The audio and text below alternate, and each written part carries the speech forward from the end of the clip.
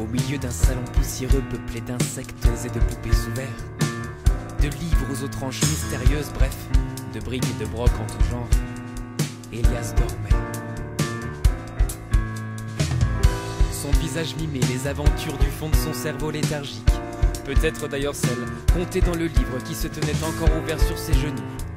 Elias quitta sa torpeur lorsque son livre aux lettrines d'or percuta le parquet. Il ne savait pas quelle heure il pouvait bien être.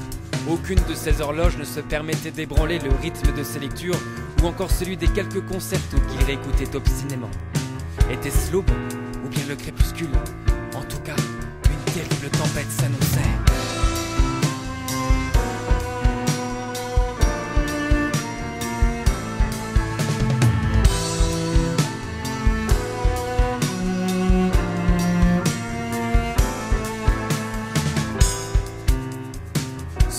Médusé d'Elias, des chutes d'astéroïdes brumeuses rejoignaient le ciel à la terre et des tourbillons de nuages se mouvaient avec une impatience folle autour des lointains gratte-ciel.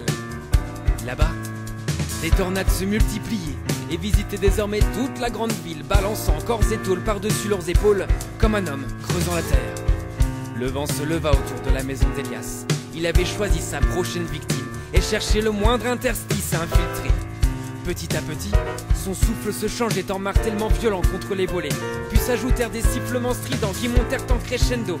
Elias avait l'affreuse impression qu'une horde de jeunes filles cernait sa maison et hurlait aussi fort qu'elle le pouvait, comme sur les plateaux télé. Elias se rua jusqu'à ses disques et fit brailler ses enceintes aussi fort qu'elle le pouvait. Le mélange du concerto et des cris du vent retentissait en cadence insensée et en chorales infernales. Puis c'est au bord de la démence que tout s'éteignit. Coupure d'électricité.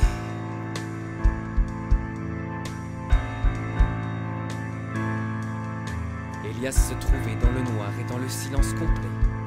Ce qu'il vit derrière lui dépassa toutes ses peurs. Une gigantesque forme faite de vapeurs épaisses le surplombait. Le vent avait trouvé une entrée. Lorsqu'Elias esquissa un mouvement de recul, la tempête se déchaîna à l'intérieur de sa maison. Elias courut pour se réfugier à l'étage et ferma brusquement la porte de sa chambre derrière lui. Un semblant de silence s'installa. Juste sous le nez d'Elias se trouvait ouvert le livre aux lettrines d'or qu'il avait inconsciemment trimballé jusque-là. Il en lut un extrait qui fit briller ses yeux et naître au fond de son ventre un semblant de courage dont les braises se changèrent en un feu ardent.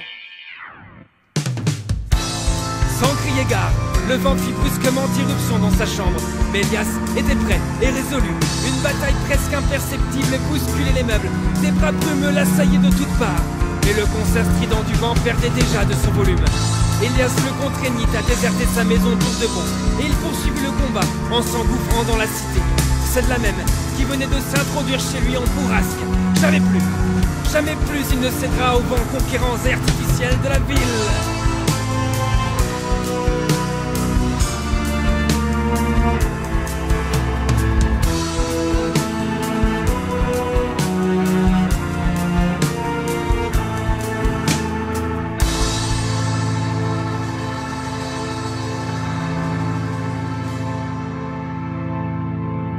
Elias se ressassait désormais sans cesse la phrase qui l'avait sauvé. Quand la vieillesse s'abattit sur le monde et que l'étonnement disparut de l'esprit des hommes, quand les cités grises érigèrent dans les cieux enfumés de hautes tours sinistres et laides, et quand la science dépouilla la terre de son manteau de merveilles, il se trouva un homme, un seul homme pour effectuer un voyage hors de cette existence et partir dans l'espace, à la recherche de nos anciens rêves.